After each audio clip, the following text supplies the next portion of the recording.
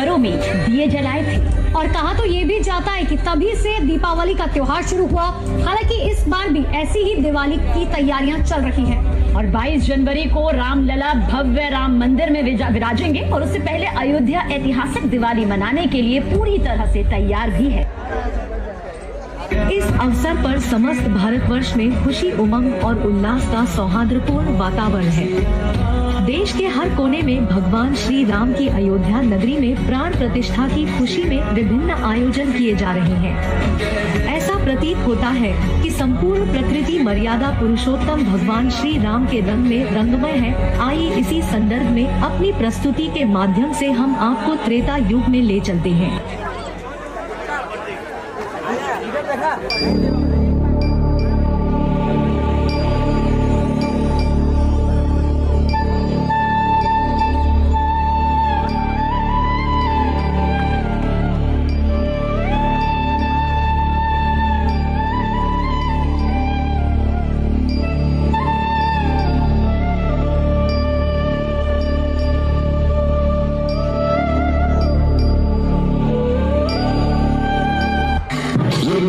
मर्यादा पुरुषोत्तम श्री राम की, जिन्होंने अपने पिता के एक वचन के खातिर 14 साल का वनवास स्वीकार किया।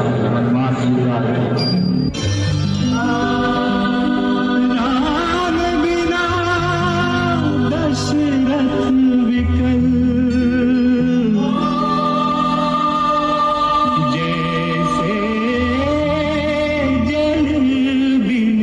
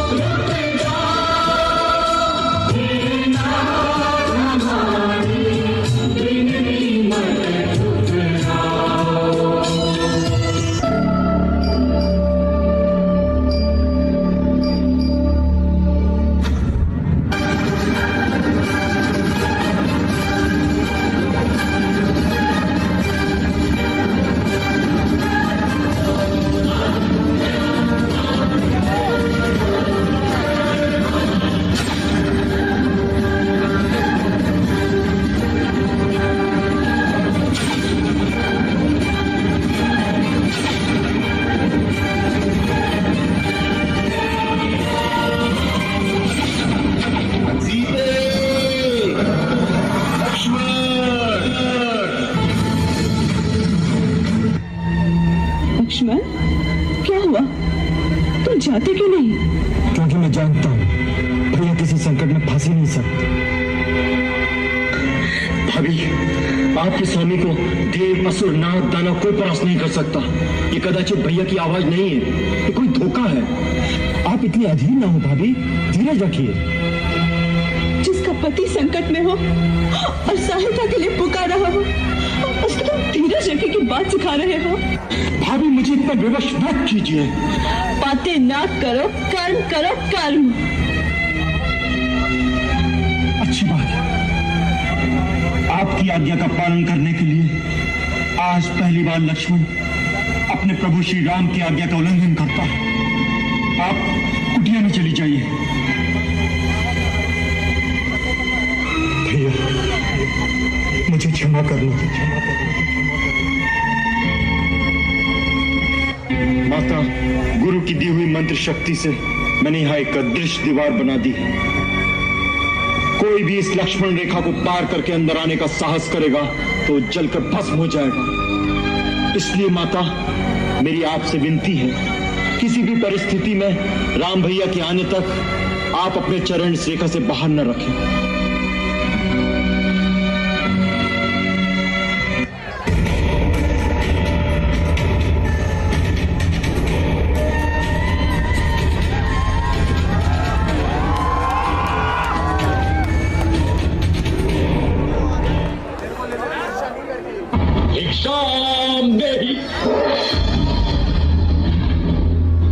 इधर आइए ऋषिवर, दान ग्रहण कीजिए। मैं मैं त्यागी हूं पुत्री, तुम यहाँ आकर भिक्षा दो। क्षमा करें महामुनि, मैं ये नहीं कर सकती, मैं ये रेखा नहीं लांघ सकती। अपमान है, घोर अपमान। मैं तुम्हारे दान का भूखा नहीं, यदि देना है तो इधर आ, नहीं तो मैं जाता हूं। पर स्मृति रहे, द्वार पर आए साधु का निरादर ईश्वर भी क्षमा नहीं करता। अलोक निरंजन। रुकिए ऋषिवर। धन्य हो पुत्री, ईश्वर तुम्हें संसार की स्वामिनी बनाए।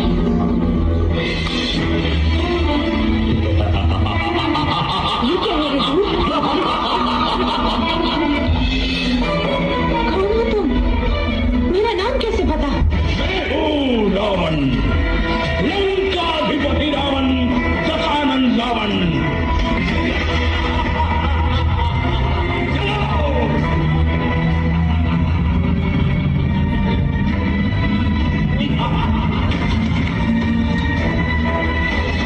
दुष्ट रावण देवी सीता का हरण कर दक्षिण दिशा की ओर मुड़ गया।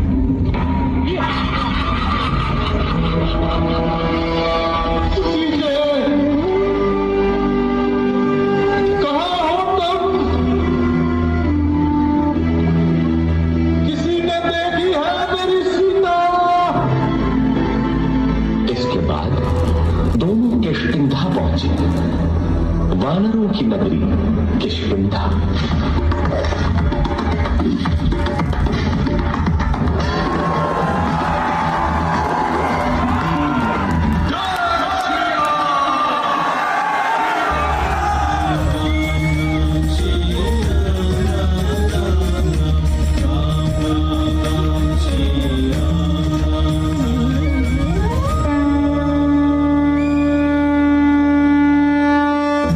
पलक देख रहे हनुमान, सम्मुख प्रकट हो रहे राम। राम रूप का महानिदर्शन, हनुमत अचल हुए पादर्शन। बाबली हनुमत की रुचिकर लीला, राम भगत की जय जय जय रघुनंदन राम, जय जय जय महाबली हनुमान।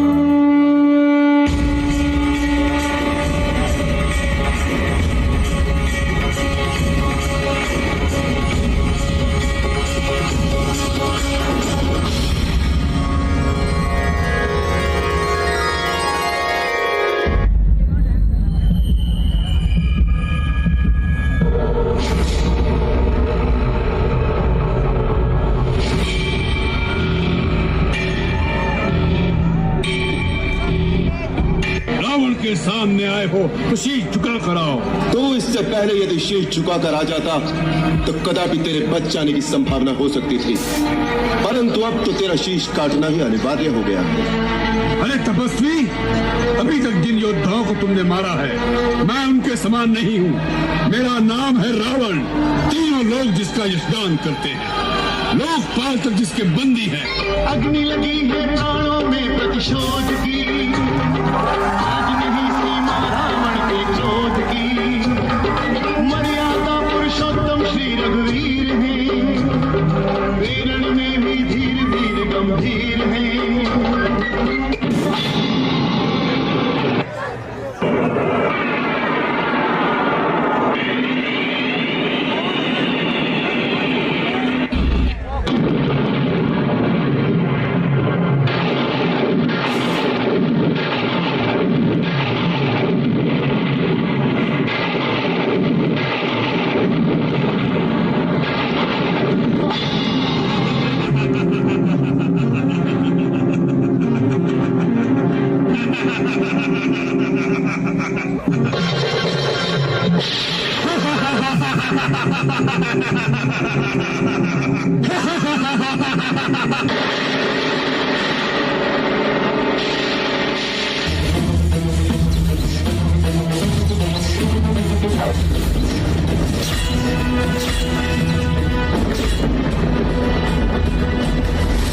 व्यक्ति कितना भी ज्ञानी और शक्तिशाली क्यों ना हो, उसका पाप कर्म और अधर्म उसके पराजय का कारण बनता है। विश्व विजेता ज्ञानी रावण आज धरा पर है मरणासन।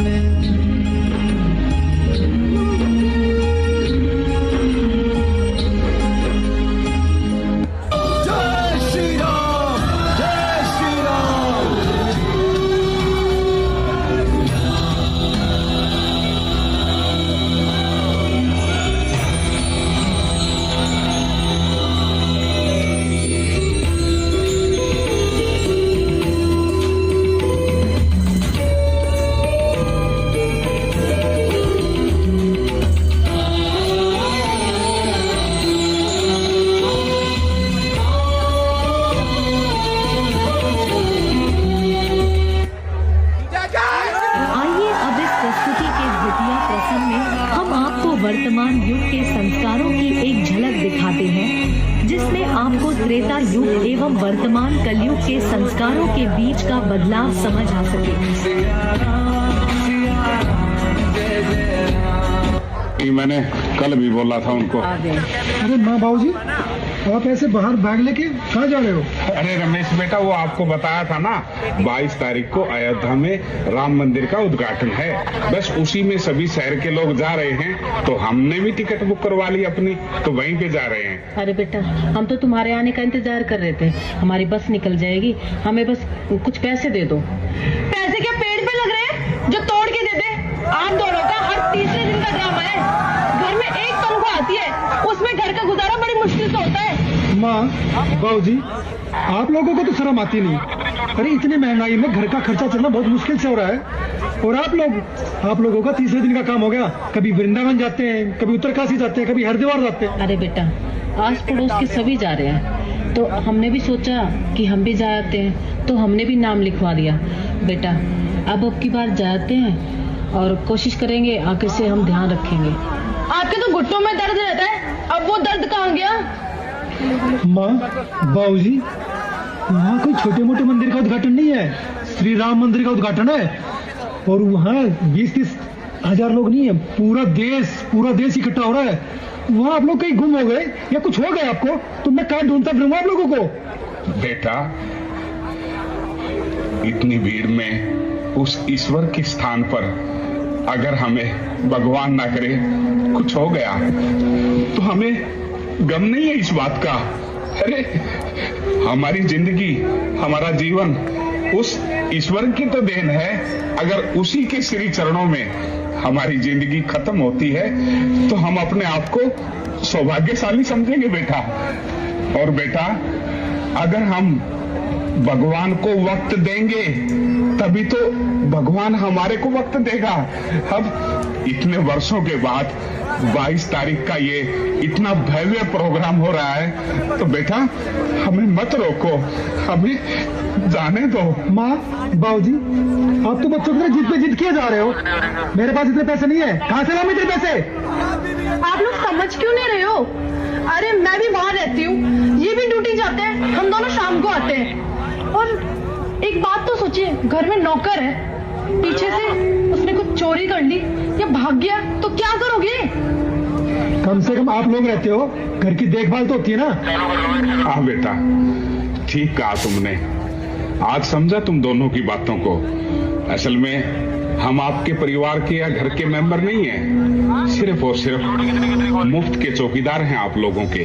और आप लोगों के नहीं, इस दुनिया में जितने भी बुजुर्ग हैं, हर घर के बुजुर्गों को सिर्फ और सिर्फ चौकीदार के नाते घर में रखते हैं। बेटा, क्या माँ बाप बच्चों को पाल पोस कर इसी दिन के लिए बड़ा करते हैं कि बच्चे बुढ़ापे में उनसे चौकीदारा करवाए?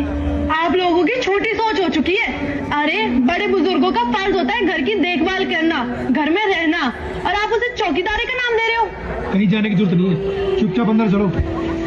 अरे बेटा बाबूजी, वहाँ मारा, ये कुछ पैसे हैं, मैंने अपनी तनख्वाह से बचा के जमा किए हैं, आप ये रख लीजिए। इसी बहाने मैं भी थोड़ा धर्म कमा लूंगा। ये लीजिए।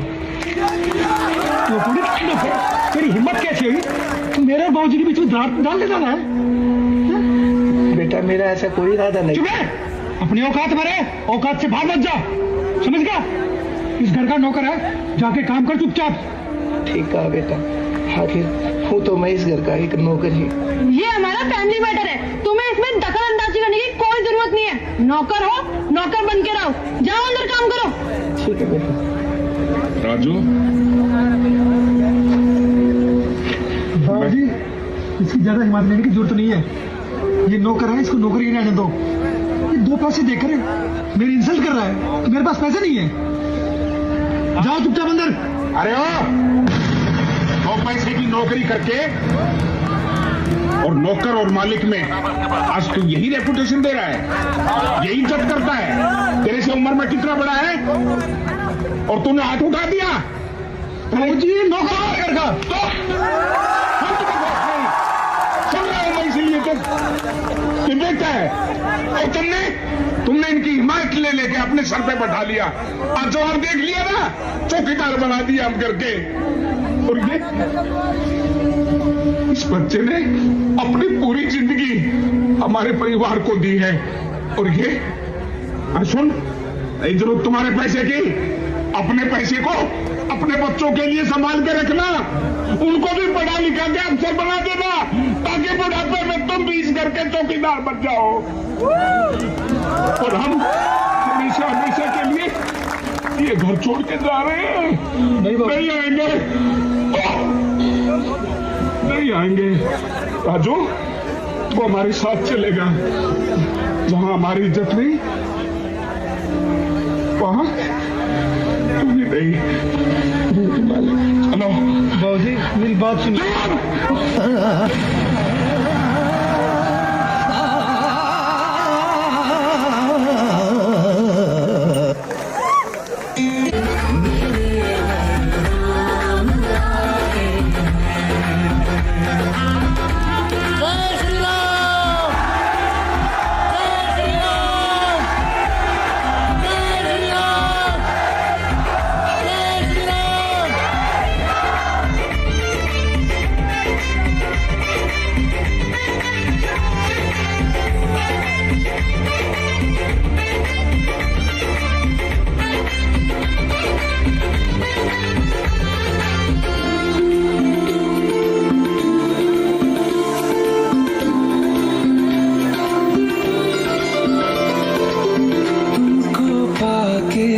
क्या पाया है सृष्टि के कण कण से पूछो, तुमको खोने का दुख क्या है कौशल्या के मन से पूछो।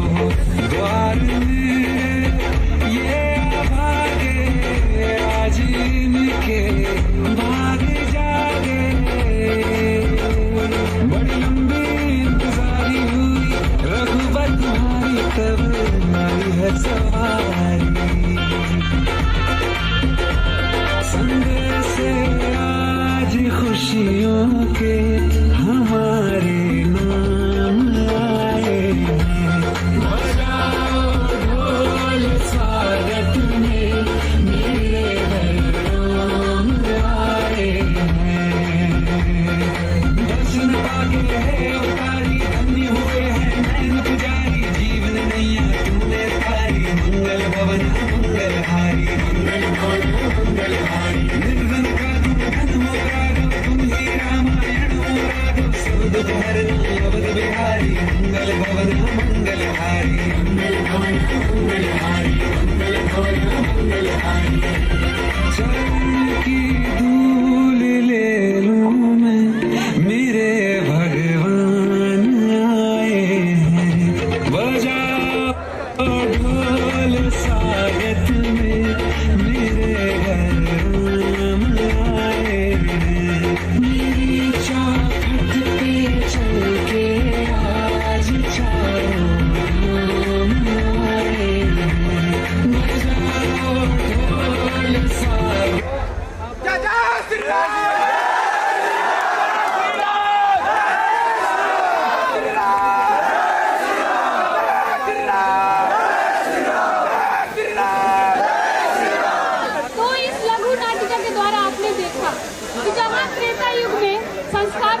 जनवरी थे भगवान श्री राम ने अपने पिता की आज्ञा और वचन को निभाने के लिए 14 वर्षों का वनवास का स्वीकार किया। वहीं कलयुग में संस्कारों का जो पतन हुआ तो एक पिता को ही वनवास का स्वीकार करना पड़ा, जो कहीं ना कहीं हमें यह सोचने के लिए मजबूर करता है कि हमें अपने संस्कारों में सकारात्मक परिवर्तन लाएं और भगवान श्री राम के आदर्शों का पालन करते हुए जीवन में आगे बढ़ें, तभी हम एक अच्छे समाज का निर्माण कर सकते हैं। जय श्री राम।